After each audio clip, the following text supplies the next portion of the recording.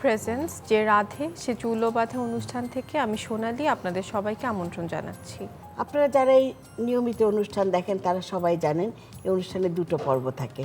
এক পর্বে সোনালি বিউটির কিছু করে, আরেকটা পর্বে আমি রান্নার কিছু করে দেখাই। আমাদের অতিথি থাকে প্রতি পর্বে। সোনালিকে না হয় জিজ্ঞেস করি আজকে কে অতিথি হয়ে এসছে। সোনালি, আজকে আমাদের অতিথি হয়ে কে আসছে? আজকে আমাদের সাথে এখানে গেস্ট হিসাবে থাকবেন বাংলাদেশ উইমেন্স টিমের সাবেক ক্রিকেটার মিশু চৌধুরী। ও আচ্ছা, মহিলা ক্রিকেটার। আমার মনে হয় দর্শকদের খুব আগ্রহ বেড়ে যাচ্ছে। তাহলে মিশু তো বোধহয় আরও কিছু করে হ্যাঁ, এখন। সাবেক ক্রিকেটার তিনি, আর সাথে সাথে এখন উপস্থাপনাও করছেন, অভিনয়ও করছেন। মিশুকে এবার আমাদের কাছে ডেকে নেব। মিশু, চলে আসো। সামকুম ওয়ালাইকুম আসসালাম। কেমন আছো মিশু? ভালো আছি। বসো। কেমন আছেন? ভালো আছি। তোমার এত গুণের কথা শুনে দর্শকরা তো, যারা মানে তোমার খেলা দেখেছে আগে, এখন বিভিন্ন চ্যানেলে তুমি উপস্থাপনা করো, অভিনয় করো, তারা মানে অধীর আগ্রহ নিয়ে বসে আছে যে আজকে কি কথাবার্তা শুনবে তোমার কাছ থেকে। সোনালি, আজকে ও কি করবে? মেকআপ দেবে না চুল বাঁধবে? না, আজকে আমরা চুলি করে দেখাবো, আমরা সাইডে একটা বান করে দেখাবো। আচ্ছা আচ্ছা, সাইডে করে। আর মিশু, তুমি তো বলছিলে যে তুমি সবজি খেতে বেশ পছন্দ করো, তাই না? আমি আজকে তোমার আর সোনালির জন্য সবজি পাকোড়া তৈরি করি। তাহলে তুমি চুল বাঁধো, আমি কিচেনে যে সব সবজিগুলো রেডি করে ফেলি।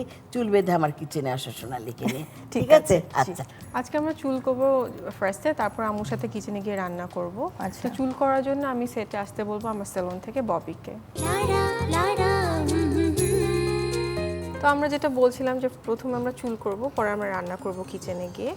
তো ববি সাইডে একটা বান এখন তাহলে করে দেখা দর্শকদের কিভাবে করবে।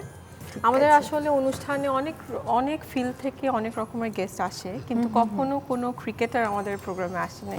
আমি তো জানতে চাবো আপনার ক্রিকেটের যে এক্সপিরিয়েন্স আমাদের সাথে যদি একটু শেয়ার করেন, কবে শুরু করেছিলেন? আমার ক্রিকেট হচ্ছে আপনার 2005 থেকে 2012 পর্যন্ত। 12তে আমি ছেড়ে দিই আমার একটা ইনজুরির কারণে। আর 13 থেকে হচ্ছে মিডিয়াতে কাজ করি। মিডিয়াতে প্রথমে কি দিয়ে শুরু করেছিলেন? উপস্থাপক হিসেবে? না, উপস্থাপক হিসেবে 2014 ওয়ার্ল্ড কাপ থেকে শুরু। আর প্রথমে তো অভিনয় দিয়ে শুরু করেছেন। হ্যাঁ, আর আমার ব্যাকগ্রাউন্ড হচ্ছে মঞ্চ, মানে আমি ছোটবেলা থেকেই মঞ্চে কাজ করি, এখনো ইনফ্যাক্ট করে যাচ্ছি। এখন 20 নাটকে কাজ করি। কিসে বেশি ভালো লাগে করতে, মঞ্চে নাকি যখন আমরা মিডিয়াতে অন্যান্য টিভিতে যখন নাটক করছেন, কোনটা বেশি আমার ভালো কাছে লাগে? না, মানে acting করতে যেহেতু কোন জায়গায়? অভিনয়টা তো definitely I love acting, because ছোটোবেলা থেকেই মঞ্চে যেহেতু কাজ করা, ইনফ্যাক্ট এখনও করছি। আর ক্রিকেটের শো করতে আমি শুধু ক্রিকেটেরই শো করি, অন্য কোনোটার শো করি না আমি। তো সেই সূত্রে যেহেতু আমার ক্রিকেট খেলা একটা লং টাইম আর কি, ওই কারণে আমি ওইটাকে মানে শুধু ক্রিকেটের শো করতে আমি পছন্দ করি, অন্য কোনো উপস্থাপনা আমি করি না। তো আজকে একটু ডিফারেন্ট অ্যাঙ্গেল থেকে দেখবে যে চুল করছেন, তারপর আবার রান্নাও করবেন আমাদের সাথে। না, আমার ভীষণ ভালো লাগছে। আমি এর আগেও মানে আমি তো কেকাপার হ্যাঁ ভীষণ ফ্যান আর কি। তো আমি বারবারই বলছিলাম, এরকম মাঝে মাঝে বলতাম যে ইস, কেকাপার রেসিপিতে যদি আমি একদিন যেতে পারতাম, মানে রান্না করতে পারতাম। তো মাঝখানে একবার আসা হয়েছিল, আজকে সেকেন্ড টাইম আর কি। আমারও না ভীষণ ভালো লাগছে। রান্না করতে কি ভালো লাগে? রান্না করতে ভালো লাগে, কিন্তু রান্না নিয়ে আমার একটা কথা আছে। সেটা হচ্ছে যে রান্না ধরুন 1 ঘন্টা বা 2 ঘন্টা ধরে রান্না করতে হয়, তারপরে সেটা 10 মিনিটে খেয়ে শেষ হয়ে যায়। তো ওই কারণে রান্নাটা মানে একটু কেমন জানি, হ্যাঁ অনেক বেশি এফর্ট দিতে হয়, কিন্তু কম টাইমে। কিন্তু আমি খুব কম রান্না পারি, মানে খুব একটা বেশি পারি না। তো এমনি সাজগোজ করতে ভালো লাগে? সাজগোজ করতে ভালো লাগে, এখন তো সাজতেই হয়, কিছু করার নাই, সবসময় অ্যাক্টিং করছেন, উপস্থাপনাও করছেন। হ্যাঁ। আপনি কি দেখা যায় এমনি নিজে মেকআপ করতে পছন্দ করেন, নাকি কেউ যখন আপনার প্রোগ্রামের সময় কি করেন? প্রোগ্রামের সময় যেটা হয় যে ম্যাক্সিমাম টাইম ওরাই আমাকে করে দেয়, আর যখন একটু তাড়াহুড়ো থাকে বা কিছু, তখন আমি নিজে করে ফেলি আর কি। আসলে আমাদের প্রোগ্রামের মেইন যেটা উদ্দেশ্য হলো যে দর্শকরা যেন শিখে। আমরা সেলুনে তো যাই, পার্লারে যাই, শপিং করি, কিন্তু হয় না যে আপনি যেটা বললেন যে সময় নাই, তখন কি করব। তো যখন বাসায় নিজেই করে ফেলতে পারি। আমরা অনেক চুল মানে বাধা দেখিয়েছি, মেকআপে ডিফারেন্ট জিনিস দেখিয়েছি, আই মেকআপ কিভাবে করতে হয় বা ফাউন্ডেশন কিভাবে অ্যাপ্লাই করতে হয়। তো দর্শক যেন বাসায় করে ফেলতে পারে। আর রান্না তো এমন একটা জিনিস যে সবাই বাসায় ট্রাই করে, যেটা বাইরে যেয়ে না খেয়ে আজকে বাসায় কেউ। আপনি যেহেতু আমাদের ন্যাশনাল টিমের সাবেক ক্রিকেটার, আমাদের সাথে কি কোনো এক্সপিরিয়েন্স শেয়ার করতে চান? আপনার ক্রিকেট যেই টাইমটা খেলতে শেয়ার করবার মতো আসলে অনেক কিছুই আছে। আমার সবচেয়ে ভালো লাগে যে আমি যেই সময়টাতে ক্রিকেটটা শুরু করেছি, ওই সময়ে মেয়েদের পরিমাণটা খুব কম ছিল। তো আমার হাত ধরেই অনেক মেয়েকে আমি নিজে নিয়ে এসেছি, এখন আচ্ছা। তারা ন্যাশনাল টিমে খেলছে, খেলছে। বেশ ভালো পারফরমেন্স করছে তারা। তো এটাই দেখতে আমার কাছে ভীষণ ভালো লাগে। বা এখনও ইনফ্যাক্ট হয়তো বা দেখা যায় যে অনেক সময় আমাকে মেয়েরা যখন আসতে চায় ক্রিকেটে জিজ্ঞেস করে যে কি করব না করব, আবার ওরা যখন খেলে তখন অনেক রিকোয়েস্ট করে যে মাঠে যেতে একবার দেখার ওদের, হ্যাঁ ওদেরকে একটাবার দেখার জন্য, দেখে হয়তো বা সিলেক্ট করে দিতে যে ও ব্যাটিংটাই বেশি করবে নাকি বোলিংয়ে।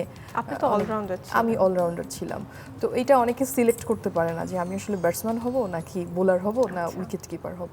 তো তখন যেটা হয় যে অনেকে রিকোয়েস্ট করে যে আপনি একটু আসেন, একটু দেখেন, দেখলে হয়তো বা একটা কিছু হবে আর বলে কি। দিলে হ্যাঁ বলে দিতে পারবেন যে আমি মানে ব্যাটসম্যান হব না বোলার হব না উইকেট কিপার হব।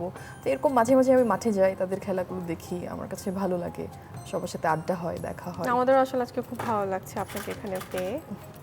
আমরা অনেক কিছু গল্প করতে করতে আর চুলটা হয়েই গেল। বাহ। কেমন লাগছে আপনার? আমার কাছে ভীষণ ভালো লাগছে, একটু অন্যরকম আর কি, দ্যাটস গুড।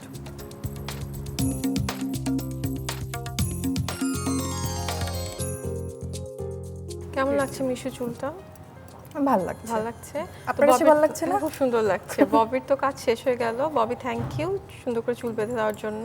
মানে এটা কি খুব সিম্পলের মধ্যে জিনিসটা হলো, হ্যাঁ, অনেক আমি- কিছু না কিন্তু আবার সুন্দর লাগছে। হ্যাঁ, তো আমার যেটা হয় যে আমি একটু মানে খুব সাধারণভাবে থাকতে সিম্পল পছন্দ থাকতে করি। পছন্দ করেন, তো এখন আপনার কি- জন্য এটা পারফেক্ট। চুল তো বাঁধা হয়ে গেল, আমরা কিচেনে যাব রান্না করতে, কিন্তু তার আগে টেকো প্রেজেন্স যে রাধে সে চুলো বাঁধে অনুষ্ঠান থেকে একটা ছোট্ট বিরতি নিয়ে আসছি। এখন মিশু আর সোনালীকে আমার কিচেনে রাখবো, ওদের নিয়ে আমি আপনাদের কিছু রান্না করে দেখাবো। চলে আসো তোমরা। কেমন আছো মিশু? খুব ভালো। আমার ভালো চুলটা আছো? কেমন লাগছে? দেখি ঘুরো একটু, দর্শকদেরও দেখ। হ্যাঁ খুব ভালো লাগছে, তুমি তো এমনি ভালো দেখতে, চুল বেঁধে আরো সুন্দর লাগছে তোমাকে। Thank you. মিশু, জি আপা। তখনই বলছিলাম যে আজকে একটা সবজি পাকোড়া করব, চুলাটা জ্বালিয়ে দিই না, জি আপা। ডুবো তেলে ভাজবো আমরা, সবজি পাকোড়া করব আর করতে করতে কথা বলবো। সোনালী, আমি তো এখানে কিচেনে দাঁড়িয়ে দাঁড়িয়ে শুনছিলাম তোমার ক্রিকেট জীবনের কথা। তো তোমার কি ছোটবেলা থেকে ইচ্ছা ছিল যে ক্রিকেটার হবে? না, আমার এটা না মানে ভেরি আনফরচুনেটলি ক্রিকেট খেলাটা সেটা তাই? হচ্ছে যে আমি এর আগেও মানে এটা খুব মজার একটা ব্যাপার যে আচ্ছা। মানে আমাদের 2005 সালে হঠাৎ করে ক্রিকেট খেলা শুরু হয়। তো তখন যেটা হয় যে ডিস্ট্রিক্টের খেলাগুলো হয়, সব মেয়েরা বাংলাদেশ থেকে মানে আনাচে কানাচে যারা আছে সবাই খেলতে আসবে মহিলা কমপ্লেক্সে। তো সবকিছু টিম সবকিছু রেডি আর কি। এখন যেটা হয়েছে যে আমি করতোয়া পত্রিকা আছে একটা, আচ্ছা জানি। আচ্ছা বগুড়ার পত্রিকা। তোমার দেশ কি বগুড়া? আমার দেশ বগুড়া। আচ্ছা, আমার দেশও বগুড়া। রিয়েলি? রিয়েলি? সে জানে বলছি যে করতে পত্রিকা আমি ভালো করে জানি। তাহলে ভালো, আমার দেশের একজন মানুষ পেলাম, খুব ভালো কথা। আমরা তারপরে বগুড়া। খেলতে পরে আসলে না, পরে হচ্ছে যেটা যে মানে ওই পত্রিকাতে একটা বড় ছবি টিমের আর কি, যে টিম যাচ্ছে মানে ঢাকায় খেলতে। তখন আমার কাছে মনে হলো যে এরা খেলতে যাচ্ছে, আমি জানলাম না কেন, আমি তো ক্রিকেট খেলতে পারি, আমি তো ভাইয়াদের সাথে ক্রিকেট খেলি, কেন আমাকে নিচ্ছে না? সবাই ছোটবেলা ভাইদের সাথে খেলে। হ্যাঁ, তো পরে যেটা হলো যে আমি স্টেডিয়ামে মানে আমাদের শহীদ চান্দু স্টেডিয়াম, ওখানে হচ্ছে যে আপনার ওখানকার যে সদস্য, ওখানে হচ্ছে আমার চাচা ছিলেন আর কি। পরে চাচাকে বললাম, তো উনি বললো যে না, তুমি ক্রিকেট খেলা যাবে না, ক্রিকেট মেয়েরা খেলে না, এরকম একটা ব্যাপার। পরে আমি গেলাম আর কি, যে ওইখানে আমার যে কোচ ছিলেন, তো ওনাকে বললাম যে আমি আসলে যাবো আপনাদের সাথে, আমাকে নিতেই হবে। তো উনি বললেন যে তোমাকে 3টা বল করা হবে, 3টা বল একটা মারতে হবে ওই ইতে মানে গ্যালারি আছে যেখানে অনেক চেয়ার মানে গ্র্যান্ড স্ট্যান্ড, ছক্কা। হ্যাঁ ওইখানে একটা মারতে হবে, একটা সোজা মারতে হবে, এরকম আর কি বললো। তো 3টা বলে আমি একটা আউট হলাম, একটা গ্যালারিতে পাঠালাম, আর একটা 6 হয়েছে। ওই তখন থেকে আমার স্টার্ট। তারপরে মহিলা কমপ্লেক্সে আমাদের খেলা আমার হয়। আরো কথা আমরা শুনবো, সোনালীও জিজ্ঞেস করবো, আমিও জিজ্ঞেস করবো। দেখো এখানে আমি গাজর রেখেছি 100 গ্রাম কুচি করে, গাজরটা দিয়ে দিলাম। আর এমনি বাটির মধ্যে আমি একটু ধনে পাতার কাঁচামরিচ কুচি করে রেখেছিলাম আচ্ছা। তোমাদের কথা শুনতে শুনতে। আচ্ছা। আর আলু কুচি করে রেখেছি, এটাও 100 গ্রাম। সব কিছু আসলে আমরা 100 গ্রাম করে দিচ্ছি। আলুটা দেখো মিশু একটু কালো হয়ে যায় বলে আমি কেটে রেখেছি, তোমাদের যখন কথা বলছিল তখন তার জন্য একটু পানিতে রেখেছিলাম আলুটা, কালো যেন না হয়। কালো যাতে না হয়। পেঁপে কুচি, এটাও 100 গ্রাম। আর এটার মধ্যে আমরা কিছুটা বরবটি দিচ্ছি, বরবটি একটু শক্ত বলে এটার মধ্যে 50 গ্রাম দিলাম, 100 গ্রাম দিলাম না। আর পাকোড়াতে পেঁয়াজ না দিলে ভালো হয় না, এখানে 1 কাপ পেঁয়াজ আছে, আমরা অর্ধেক কাপ পেঁয়াজ দিলাম, এতগুলো দিলে আমার ভালো লাগবে না। আর লবণটা দেবো পরিমাণ মতো, ঠিক আছে? 4 চামচের 1.5 চামচ দে, তাতেই হবে। তুমি ঝাল খেতে পছন্দ করো? হ্যাঁ ঝাল। তাহলে একটু গোলমরিচও দেবো আমরা, কাঁচামরিচ দিয়েছি, গোলমরিচও দিলাম, ঠিক আছে? আর এটা আমি মাখাই, তুমি আর সোনালী বরং ভেজে ভেজে তুলতে পারবে, এটাই ভালো হবে, তাই না? একটা ডিম দেব প্রথমে, হ্যাঁ, যদি দরকার হয় তাহলে আরেকটা দেব। ডিম দেব। আর এটা তো মাখালি শুধু হবে না, এটা তো আটকাতে হবে, তাই না? সেই জন্য এখানে বেসন আছে, আমরা বেসন দেব। এখানে 1 কাপ আছে, আমি অর্ধেক কাপ প্রথমে দিয়ে দিচ্ছি, তারপর যদি লাগে বাকি আবার দেবো। এখানে কিন্তু অনেকগুলো পাকোড়া হচ্ছে, কারণ 100 গ্রাম করে কিন্তু হাফ কেজির মতো জিনিস হয়ে গেছে এখানে, 500 গ্রাম, তাই না? এই পাকোড়া কিন্তু মানে রোজার সময় খেতে বেশ মজা। হ্যাঁ, সারাদিন আর সবাই এমনিও নাস্তা হিসাবে ইফতারিতে। যে কোনো সময় খেতে খুব ভালো লাগে না? হ্যাঁ, নরমালি বিকেলবেলা হ্যাঁ, চার বিকালবেলা চায়ের সাথে। আমার মনে হয় আরেকটা ডিমও লাগবে, আমরা এই ডিমটাও দেবো, কারণ বললাম না বলতে বলতে এখানে 500 গ্রাম হয়ে গেল। বেসন আরও যদি লাগে আমরা আবার দেবো, একটু দিলাম, দিয়ে এখন সব কিছু ভালো করে মাখিয়ে নিচ্ছি। আর পাকোড়া আর পেঁয়াজুতে একটাই তফাৎ, পেঁয়াজুতে আমরা ডাল দিয়ে করি, আর একটু যে মোটা মোটা হয়, পাকোড়াগুলো একটু পাতলা পাতলা হবে আর চ্যাপটা চ্যাপটা হবে। তেলটা কি গরম হয়ে গেছে সোনালি? একটু জালটা কমিয়ে দিলে হয় না? আর হয় কি, অনেক যদি বেসন দিয়ে দিই না, তাহলে যে সবজির টেস্টটা না মিশো, হ্যাঁ। সোনালি তোমাদের বলছি এটা নষ্ট হয়ে যাবে, সেই জন্য আমরা অনেক বেসন দিব না। দেখি খুলে না গেলে জালটা একদম কমিয়ে দেয়। এটা তো এই যে সোনালি চামচ, হ্যাঁ, আমি অল্প অল্প করে দেই। হ্যাঁ, পাকোড়াগুলো আরেকটা জিনিস হয় কি, পাকোড়াগুলো একটু পেঁয়াজ হচ্ছে একটু বড় সাইজের, একটু চ্যাপটা করে করলে দেখতেও ভাল লাগে। আর তো হ্যাঁ। যাই না, হ্যাঁ, আর অসুবিধা নেই। হ্যাঁ হ্যাঁ, কমানো। বা একটু বন্ধ করে দাও চুলাটা, অসুবিধা নেই। আমাদের মানে তেলটা তো প্রথম যেটা দিয়েছি ওটা মনে হয় ভাজা হয়েই গিয়েছে। হ্যাঁ, বন্ধ করে দাও, ব্যাস বন্ধ হয়ে গেছে। প্রথমটা একটু উল্টে দাও। আর মিশু, জি আপা। তুমি মানে তখন কি পড়তে যখন তুমি ক্রিকেট আমি মানে খেলায় ঢুকলে? 2005 তখন আমি আপনার স্কুলে পড়তে? হ্যাঁ, স্কুলে পড়তাম। আমি আচ্ছা। বোধহয় 9-এ আপনার উঠেছি। আচ্ছা, ঠিক আছে, দিয়ে দাও এটা। এইবার চুলাটা জ্বালালে হয়। কমে গেছে। হ্যাঁ, নিশ্চয়ই এই দিকেরটাও হয়ে গেছে, নামিয়ে ফেলো। আমি, হ্যাঁ, এটা হয়ে গেছে, আমি আবার দেবো। তাহলে তুমি কি মানে ছোটবেলা থেকে একটু আগে বললে যে ভাইদের সাথে ক্রিকেট খেলতে, তো তোমার কি একটা স্বপ্ন ছিল যে না না না, ক্রিকেটার হবে? আমি ছোটবেলা থেকে মঞ্চে কাজ করি। আচ্ছা, In fact, মঞ্চে মানে তোমার কি নাটকে হ্যাঁ, বগুড়া কাজ থিয়েটার, করার? আপনি বোধহয় হ্যাঁ, বগুড়া নাম থিয়েটার। শুনেছি তো অবশ্যই। হ্যাঁ। আমরা আবার কি বগুড়া আমাদের দেশ হলো মানে জন্মের থেকে ঢাকায় আছি, ঢাকার সঙ্গে সব কিছু আচ্ছা। আমাদের সম্পর্ক। বগুড়ায় অবশ্য যাওয়া আসা হয়, মানে যান নিজের দেশ বগুড়াতে? যখন। হ্যাঁ, লাস্ট ইয়ারও একবার গিয়েছিলাম, ঘুরে আসলাম, দেশের বাড়িতে গেলাম, রান্নার প্রোগ্রাম আপনাদের করলাম। ওখানে কোথায় বাসা? আমাদের মালতিনগরে। মানে খেলার মাঠটা যেটা, ওখানে আমার খেলার নানু মাঠ, বাড়ি। তাই মালতিনগর আগে সবসময় মাঠে পূজা হতো না? হ্যাঁ, হ্যাঁ। এখনো কিন্তু আমাদের বাসার ওখানে পূজা হয়, মানে আমাদের মানে বাউন্ডারির ভিতরে এখন দাওয়াল দিয়ে দিয়েছে আচ্ছা। সিকিউরিটির জন্য, কিন্তু ওখানে কিন্তু রেগুলার পূজা হয়। আমাদের মাঠটাতে আগে ছোটবেলা আমরা যখন যেতাম পূজার সময়, মানে খুবই ভালো লাগতো, মেলা হতো, পূজা হতো, একদম বাড়ির উঠানের মতো তো আমাদের বাসার সামনে। হ্যাঁ, এবং খুব মাঠে, মজা হয় কিন্তু। মালতিনগরে। হ্যাঁ, দেখো দেখতে ভালো লাগছে না? দেখতে আর ভালো তুমি লাগছে। আরেকটা জিনিস দেখো, সবাই অনেক করে কি অন্যরকম কুচি করে, এই কুচিতে কিন্তু দেখো জিনিসটা দেখতে অনেক ভালো লাগে, একটু এলোমেলো না, যার জন্য দেখতে ভালো লাগে না? আরেকটা হবে জায়গা, আরেকটা বোধহয় হবে। জায়গা হলে দিয়ে দিই আরেকটা। হ্যাঁ,